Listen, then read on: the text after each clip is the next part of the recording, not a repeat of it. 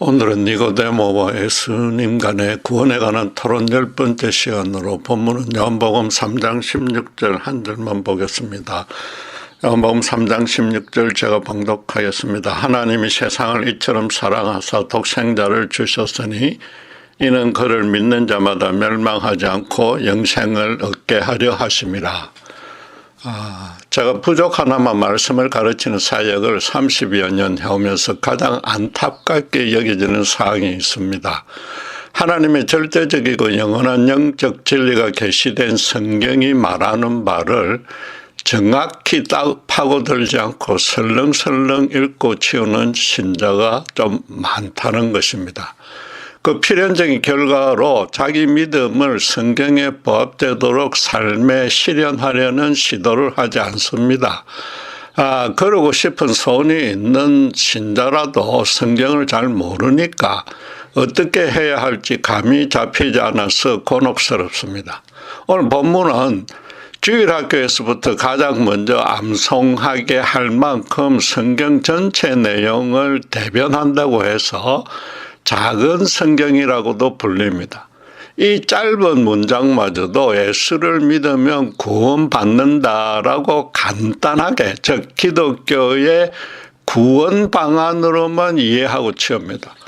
물론 아무리 강조해도 부족한 절대적인 진리로서 니고데모가 밤중에 주님을 찾아왔듯이 신자들이 가장 알고 싶은 구원의 길에 대한 정답이면은 틀림없습니다. 문제는 성경을 대충 읽으니까 본문의 문자적인 뜻조차 제대로 살펴보지 않는다는 것입니다. 주님은 그런 구원의 길을 믿으라고 하지 않았고 당신을 믿어야 구원받는다고 했습니다. 신자가 믿어야 할 대상은 구원 얻는 방법이 아니라 예수님 그분입니다. 구원 얻는 방법은 아무리 잘 믿어도 구원받을 수 없습니다. 예수님을 온전히 그것도 하늘에서 내려온 인자로서 믿어야만 합니다. 같은 의미를 두고서 어느 유의를 하려는 의도는 전혀 없습니다. 본문의 문자적 의미조차 모른다는 또 다른 증거가 있습니다. 주님을 믿으면 영생을 얻는다고 했습니다. 신자가 죽고 난 후에 예수 믿었던 보상으로 영생을 준다는 뜻이 아닙니다. 예수를 믿는 순간 하나님의 영원한 생명을 곧바로 얻게 되고 천국 입성도 확정된 것입니다. 바꿔 말해서 예수님을 온전히 믿음으로써 확정된 구원은 절대 취소되지 않는다는 것입니다.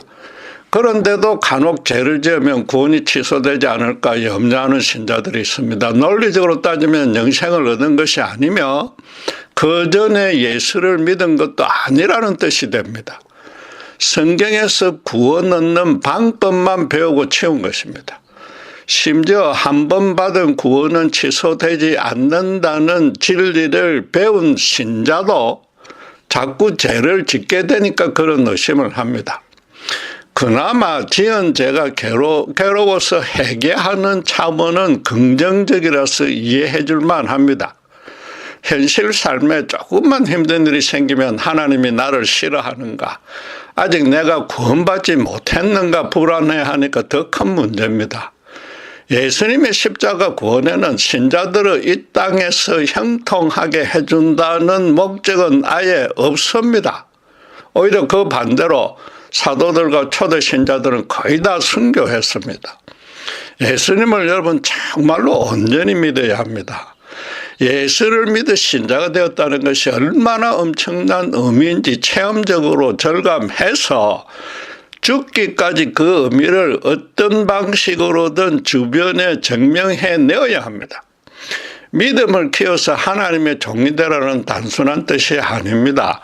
성경에 계시된, 정확히 말해서 예수님이 보장해준, 예수님 그분이 보장해준 신자의 신분과 특권에 합당하게 실제로 풍성한 삶을 살아가야 한다는 겁니다.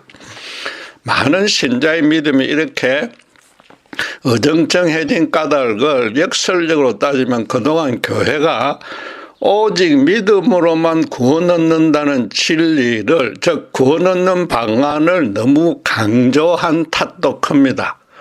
믿음으로 구원 얻는다는 의미를 신자들로 오해하게끔 가르친 겁니다. 그러다 보니 예수님 그분을 믿는 부분이 실종되거나 매우 부족해진 것입니다. 믿음으로만 구원받는다는 것은 거꾸로 따져서 믿음이 아니고는 구원받지 못한다는 겁니다. 이 또한 같은 말을 반복하려는 것이 아니라 무엇이 되었든 인간 쪽에서 산출되는 것으로는 절대 구원받지 못한다는 뜻입니다. 인간의 성품이나 자격, 신분, 능력, 공로, 선행 등 그 어떤 것으로도 하나님의 의의 기준에 합격할 수 없다는 것이 그 절대적 전제입니다. 원죄하에 태어난 모든 인간은 하나님과 영적으로 단절돼서 스스로는 어떤 순전한 선도 만들어내지 못하기 때문입니다. 이는 기독교가 고안한 종교적 가설이 아니고 모든 세대 모든 인간이 영적으로는 하나님의 진노 아래에 죽음의 절망 가운데 빠져 있다는 것이 엄연한 실상이라는 겁니다. 따라서 오직 믿음으로 구원받을 수 있는 그 믿음은 행위의 반대어라고 할 수 있으며 행위 구원은 절대로 틀렸다는 것이 핵심적인 본질입니다. 반면에 신자들은 믿음을 사전적인 의미로, 즉 믿어보려 하거나 또는 믿고 있는 인간의 사고 차원으로만 이해하고 적용합니다. 믿음이 인간의 사고 차원이 되면은 어쨌든 인간 쪽에서 생각하는 활동을 했기에 그마저도 인간의 공적이 되어버립니다. 예컨대 정확히 이해가 안 돼서 잘 믿어지지 않아도 믿어보려고 노력하는 것은 분명히 인간의 공적입니다. 또 십자가 복음을 전해 들었을 때 쉽게 이해하고 믿을 수 있었다고 말하면 자신의 영적인 분별력으로 믿은 거니까 마찬가지로 인간의 공로가 됩니다. 반대로 복음을 제대로 믿지 못하는 자는 그럼 영적 수준이 낮은 사람이 되어버립니다. 예수 십자가 구원은 인종, 신분, 계급, 지성, 도덕성 등 어떤 것으로도 사람을 차별하지 않는 무조건적인 은혜로 하나님이 베푸는 것입니다. 믿음이 사고 차원에 그치면 자칫 믿음으로 사람을 차별하는 결과를 낳게 됩니다. 인간 쪽에서 노력하여서 생성하고 성숙시키려는 믿음은 분명히 그건 인간의 행위입니다. 그리고 자기 노력으로 만들어가는 믿음은 어쩔 수 없이 계속 흔들리기 때문에 많은 신자가 지금껏 곤혹스러워 하듯이 아무리 교회 생활 오래 했어도 영생을 얻었다는 확신이 잘 생기지 않는 것입니다. 믿음으로만 구원받을 수 있는 그 믿음은 행위를 전적으로 부인함으로 하나님이 심어주는 믿음이어야만 합니다. 이 둘의 차이가 어떠한지 알려면 모든 믿는 자의 조상인 아브라함의 경우를 살펴볼 필요가 있습니다. 불임 상태였던 아브라함 부부는 아들을 주어서 그 후손으로 큰 나라를 이루게 해주겠다는 하나님의 약속을 믿어보려고 노력은 했습니다. 육신적으로 도무지 불가능한데도 하나님이 약속하셨으니까 분명히 그대로 믿어보려는 사고 활동을 했단 말입니다. 그런데도 성경은 놀랍게도 창세기 15장 6절에 아브라함이 여호와를 믿으니 여호와께서 이를 그의 의로 여기시고라고 선언합니다. 여호와의 약속을 믿었다고 하지 않고 여호와 그분을 믿었다고 합니다. 그 약속은 도무지 믿을 만한 내용이 아니지만 그것을 말씀하시고 이루실 분이 여호와이므로 결코 불가능하지 않고 반드시 실현될 것이라고 믿었다는 것입니다. 주목할 사항은 그들 부부가 단번에 또 심지어 하나님이 그 말씀을 하신 그때도 사실은 그렇게 완전히 믿지는 않았습니다. 그분의 약속을 처음 받고서 25년가량 지난 후에나 겨우 그렇게 된 것입니다. 그동안 많은 고난을 겪었고 그때마다 기도하면서 하나님과 영적인 씨름을 계속했습니다. 그러는 가운데 하나님이 어떤 분인지 또 얼마나 자기들을 사랑하고 있으며 그래서 자기들 인생을 당신만의 거룩하고 완벽한 계획과 일정으로 이끌고 계시는지를 점점 더 깊이 깨닫게 된 겁니다. 그래서 아브라함은 나이 100세가 될 즈음에 비로소 여호와가 하시는 말씀이라면 무엇이든 순전하게 확신하는 수준이 된 것입니다. 하나님도 그가 결국은 그렇게 될 것을 아시고 정확히 말해서는 당신께서 그렇게 만들어 갈 것이므로 미리 당신을 믿기에 어렵다고 칭해 준 겁니다.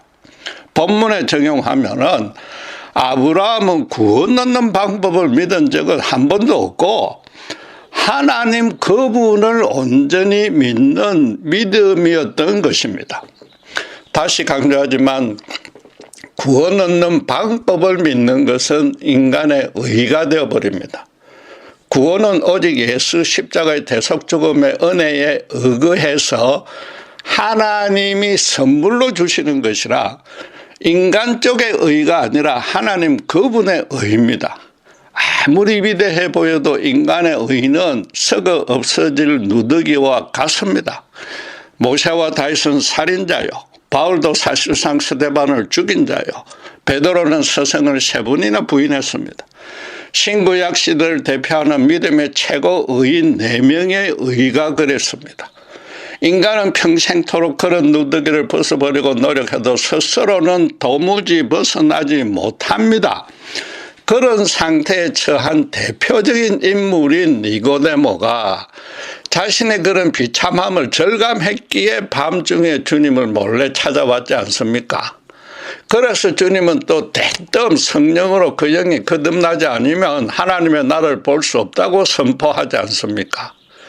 성령으로 거듭나야 예수님을 온전히 믿을 수 있기에 자기 노력으로 예수님을 믿는 것은 구원과 엄격히 말해 관계가 없습니다. 물론 구원받기를 뜨겁게 소원해서 성경을 열심히 읽으며 간절히 기도하는 그 노력은 해야 합니다. 무엇보다 아브라함처럼 자기 삶과 인생에 작용하는 하나님의 거룩한 손길을 발견해야 합니다. 그런 하나님의 섭리를 통해 예수님의 십자가를 온전히 절감할 수 있는 영적 실험을 지속해야 합니다. 신자들이 본문을 구원 얻는 방만에만 주목하여서 대충 읽고 치우니까 하나님이 세상을 이처럼 사랑하사 독생자를 주셨으니라는 이 전반부 말씀에는 큰 관심을 두지 않습니다. 이는 예수님을 믿을 수 있는 가장 확실한 근거입니다. 하나님이 어쩌면 십자가에 죽었다는 것보다도 더 확실한 근거입니다. 하나님이 세상을 이처럼 사랑하는 가운데 다른 누구도 아닌 바로 내가 포함된다고 확신해야 하는 거죠. 또 그런 사랑으로 죽음의 절망에 빠진 나를 살리려고 예수님이 십자가에 대신 죽으셨다는 사실을 온전히 체험한다면은 당연히 예수님 그분을 온전히 믿을 수 있지 않겠습니까? 믿음은 그래서 하나님이 주님의 십자가에 실현한 사랑을 절감한 자가 자연적으로 그 사랑에 걸맞게 반응하는 것입니다. 하나님이 베푸신 그 구원의 은혜를 믿으려 노력하는 것보다는 자연스럽게 온전히 믿어진 것이란 말입니다. 하늘에서 내려온 인자이자 하나님의 독생자인 예수님이 나를 개인적으로 나보다 더 잘 알고 계실 뿐 아니라 당신께서 먼저 나를 찾아와 주셨다는 사실을 알게 되는 것입니다. 하나님이 동신의 독생자까지 나를 위해서 내어주신 세상에도 없는 그런 열정과 끈기로 나를 사랑하셨고 지금도 그렇게 사랑하고 계신다는 점을 전혀 의심하지 않게 되는 것입니다. 우리는 꿈도 꾸지 못하는 살인죄를 저지른 모세와 다윗도 하나님과 온전한 사랑의 관계를 맺었습니다. 먼저 모세는 동족을 괴롭히는 애국 군병을 자기 어부에 못 이겨서 죽여버렸습니다. 도망자 신세가 되는 바람에 노예로 고생하는 동족을 섬기는 사람이 되겠다는 인생 목표를 일단 접을 수밖에 없었습니다. 또 다른 이방인 미디안으로 도망쳐 목자가 되었으나 80 노인이 되기까지 하나님은 내내 침묵했습니다. 이제는 자기 인생마저 거의 포기할 수밖에 없었을 것입니다. 그러던 어느 날 딸기나무 뿔곡 가운데 불현듯 임재하신 여호와 하나님이 모세에게 젊었을 때 품었던 꿈을 실현할 때가 되었으니 당장 애굽으로 돌아가라고 명령했습니다. 모세는 자기 꿈을 포기했으나 하나님은 전혀 잊지 않고 계셨던 것입니다. 말하자면 그분은 80년 동안 단 한시도 모세를 떠난 적이 없었고 그 반대로 그에게 이스라엘을 통솔할 지도자 훈련을 시키고 있었던 것입니다. 애굽의 바로를 상대하도록 애굽 왕자가 되어서 애굽에 관한 모든 지식을 쌓게 했고 또 이스라엘의 강야 방황을 지도하도록 미디안 강야에서 목자로서의 경험을 철저하게 쌓게 한 것입니다. 모세로서는 출애굽한 후에야 그리고 하나님을 배역한 이스라엘의 40년간 강야 방황을 이끌면서 하나님이 왜 자기로 지난 80년간 완전 실패로만 보였던 시련을 겪게 했는지 비로소 제대로 깨달았을 것입니다. 그 놀랍고도 신묘한 섭리와 권능 앞에 특별히 자기를 너무나 사랑하고 계셨다는 사실에 진정으로 감사의 눈물을 흘렸을 것입니다. 하나님이 부재했던 것 같은 그 오랜 시간에 오히려 바로 곁에서 자기를 항상 붙들고 계셨기에 그분을 원망하며 의심 분노했던 자신이 너무 부끄러워졌을 것입니다. 다윗의 경우는 현실적 형편이 모세와 매우 달랐으나 베풀어진 하나님의 은혜는 똑같았습니다. 소년 시절 양을 치고 있을 때 곰이나 사자의 습격을 받았지만 하나님이 지켜주셨습니다. 그런 시련을 통해서 돌팔매질의 최고 고수가 되었는데 나중에 골리앗과의 싸움에 대비케 하려는 하나님의 훈련이었습니다. 그 전투에서 이적적인 은혜를 입고서 하루아침에 이스라엘의 영웅이 되었고 사울 왕의 장남인 요나단 대신에 목당에서 이스라엘의 왕까지 되었습니다. 그러나 골리앗에게 승리한 영광은 잠깐뿐이었고 온갖 고난들이 계속 이어졌습니다. 무엇보다 부하의 아내와 간음을 저질렀고 그 사실이 들통날까 두려워서 그 부하마저 죽여버리는 엄청난 죄를 범했습니다. 나단 선지자의 엄중한 경고를 듣고 나서 하나님께 진심으로 회개했고 그 후로는 언제 어디서나 여호와께 겸손히 자기를 완전히 비워서 내어드렸습니다. 인생의 그 수많은 시련들이 그를 기도하는 사람으로 바꿔준 것입니다. 간음과 살인이라는 엄청난 범죄를 통해서 다윗은 너무나도 부끄럽고 추악한 자신의 영혼을 발견했습니다. 그 후로는 평생토록 자기 쪽에서 내세울 의락은 하나도 없기에 오직 하나님의 긍휼만 바라보게 되었는데 그러자 하나님은 그의 모든 일을 합력하여 선으로 이끌어 주셨습니다. 다윗도 하나님이 평생토록 자기를 떠난 적이 한 번도 없으며 무엇보다 자기를 너무나 사랑한다는 사실을 절감했을 것입니다. 그도 하나님이 주시는 구원의 길이 아니라 그분을 온전히 믿었기에 하나님도 그를 어렵게 여기며 당신의 마음에 합하다고 인정해 준 겁니다. 여러분, 구약 성경 전체가 말하는 바가 한마디로 무엇입니까? 이스라엘 백성은 계속 하나님께 원망 불평한 반면에 하나님은 선지자들을 보내서 해결을 촉구했고 그 말을 듣지 않으면 벌을 주어서라도 고치고 당시 용서해 줬다는 그런 기록의 반복입니다. 이스라엘이 잠시 정신을 차리지만 다시 잘못하면 하나님도 다시 선지자를 보내어 야단쳤으나 이스라엘은 끝까지 실패했다는 것입니다. 인간의 끈질긴 배역 제약에 대해서 여호와 하나님의 끈질긴 용서와 사랑의 기록이 구약입니다. 그 사랑은 한 번도 약해진 적이 없으며 벌 줄 때도 오직 자식이 잘 되길 바라는 부모의 심정이었습니다.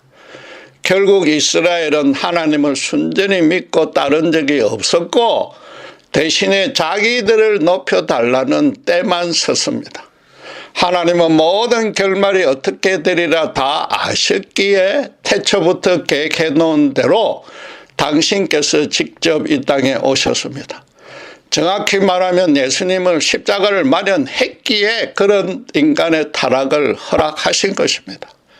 계획하신 때가 참에 하늘에서 내려오신 인자로서 예수님이 3년밖에 안 되는 기간이지만은 하나님이 어떤 분인지, 인간을 어떻게 통치하시는지, 그래서 인간이 그런 하나님에게 어떻게 반응하며 살아가야 하는지 등을 당신의 사역과 특별히 십자가 죽음과 부활로 충분하고도 완벽하게 보여주셨습니다.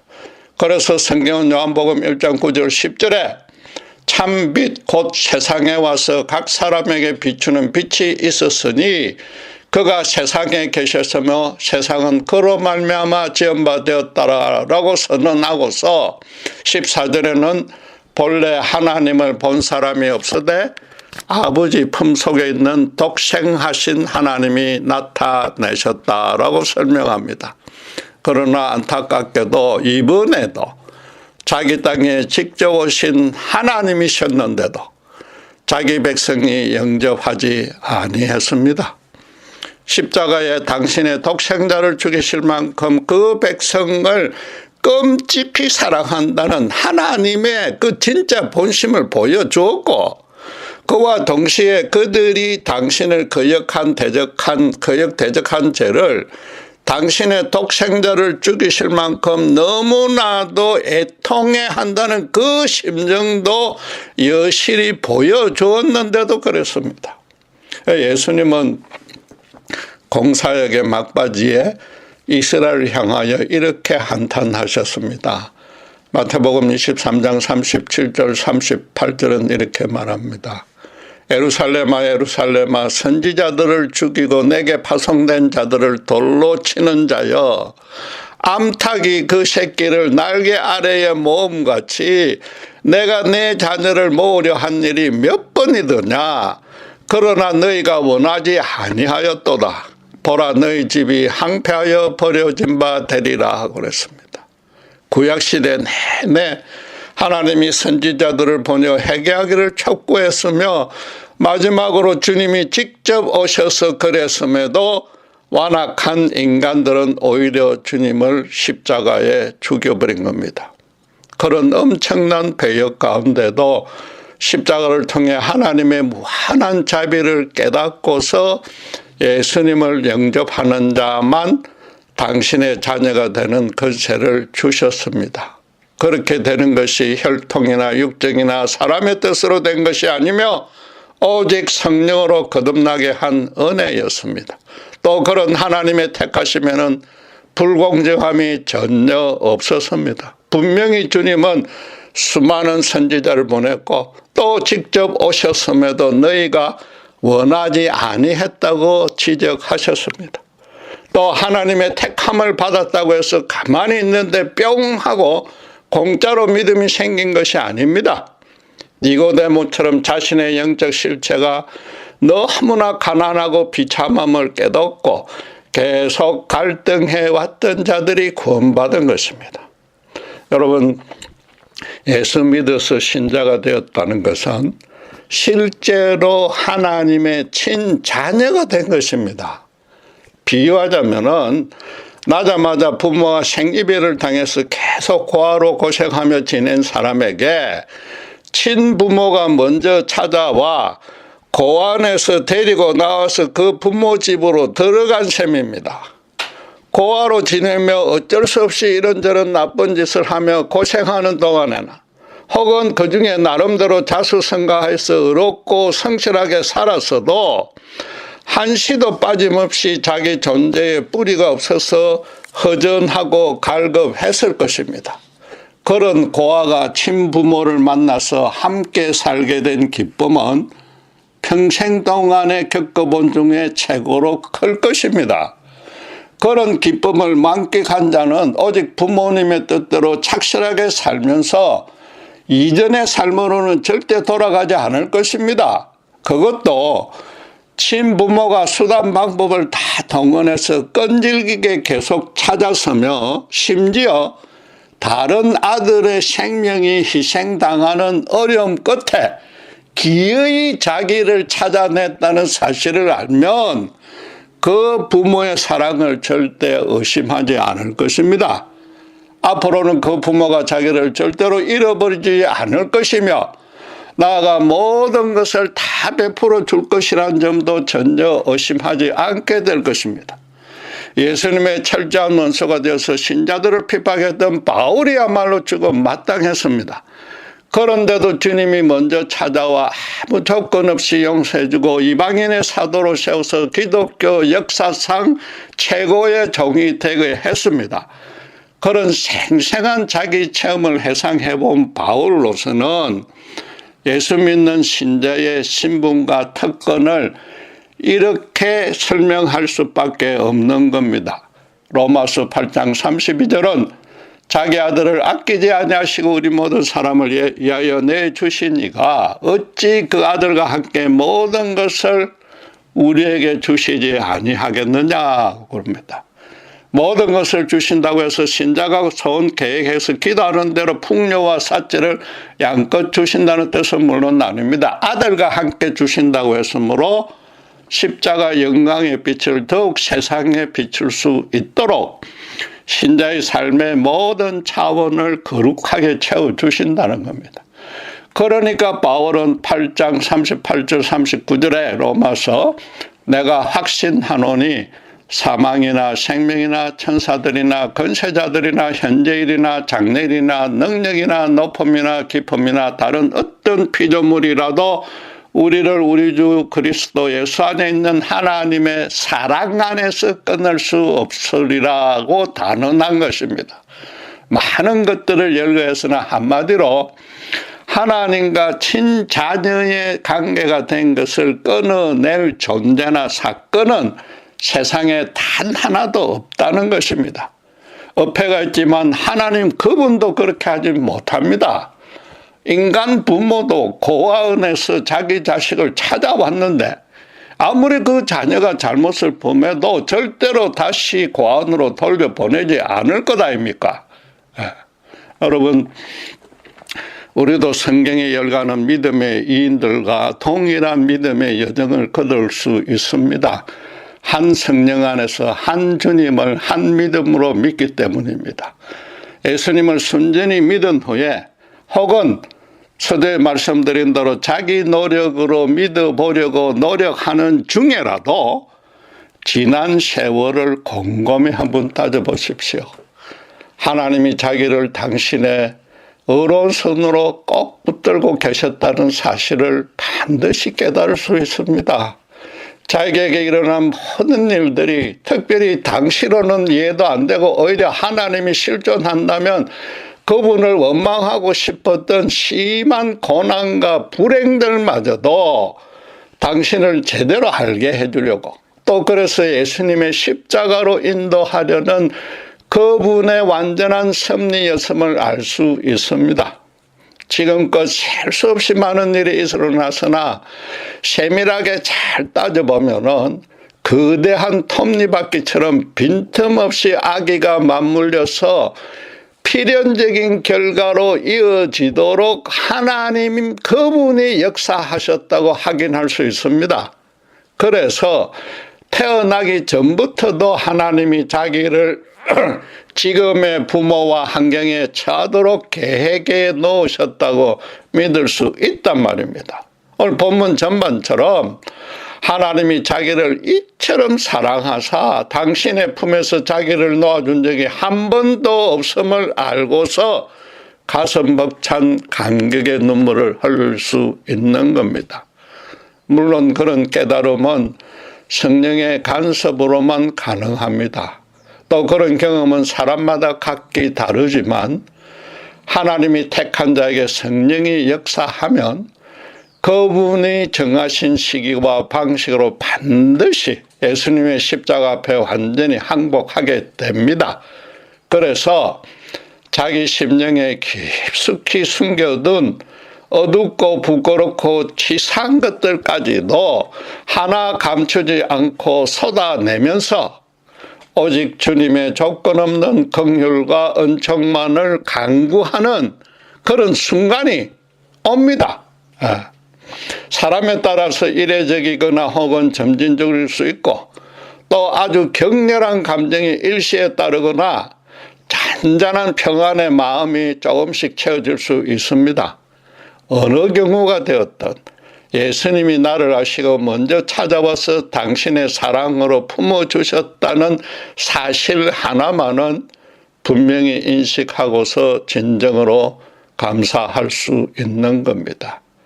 그런 사랑을 알게 되면 그전에 예수 십자가를 몰랐던 자신의 삶이 너무나 비참했기에 완전한 절망과 사망이었다고 자각할 수 있는 겁니다. 심지어 교회 출석해서 하나님을 열심히 믿고 따랐지만 그분의 능력만 빌려서 자신의 형통과 안락을 빌었던 것이 그건 전혀 믿음이 아니라 오히려 죄였다고, 더 나아가서 그분의 마음을 얼마나 아프게 했을지도 깨닫게 된단 말입니다.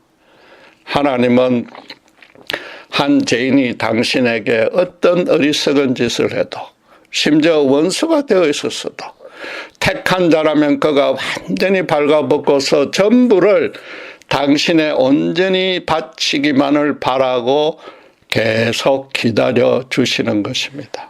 여러분, 잃어버린 양이나 잃어버린 동전, 집 나가서 허랑방탕하게 부모 재산을 낭비한 탕자 같은 그런 주님의 비유가 전부 십자가 사랑을 계시한 것이지 않습니까?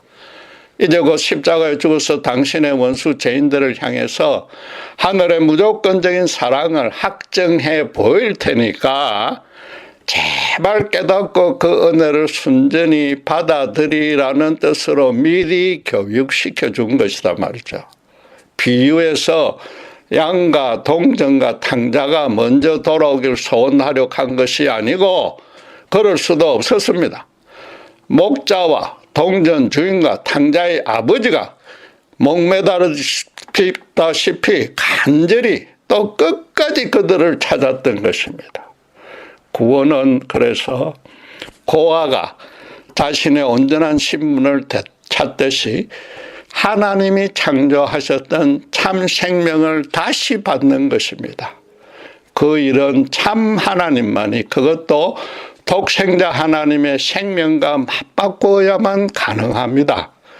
하나님의 그 사랑 안에 평생도록 잠겨 있으며 그 품에서 절대 벗어날 수 없는 것이 신자, 그 신분이 그렇게 완전히 바뀐 것이 신자입니다.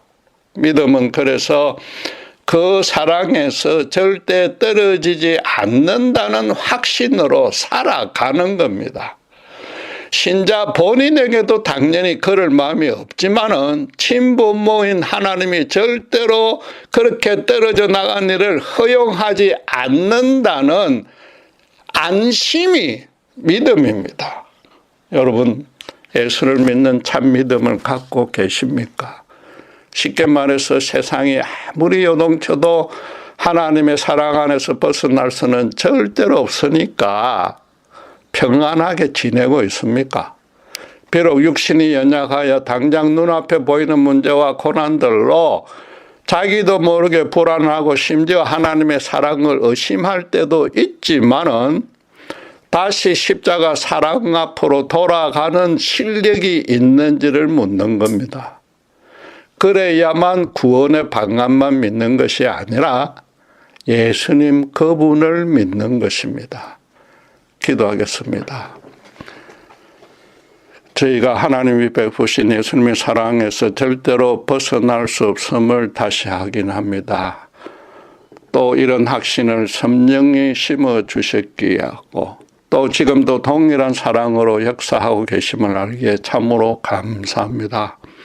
저희들의 감사가 커질수록 아직도 이 사랑을 알지 못하고 거꾸로 배척하는 자를 볼 때마다 너무나 가슴이 아픕니다.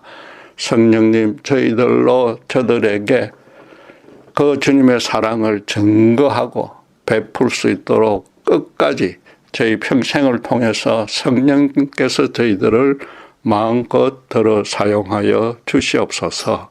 감사합니다. 우리 주 예수 그리스도 이름으로 기도드렸습니다.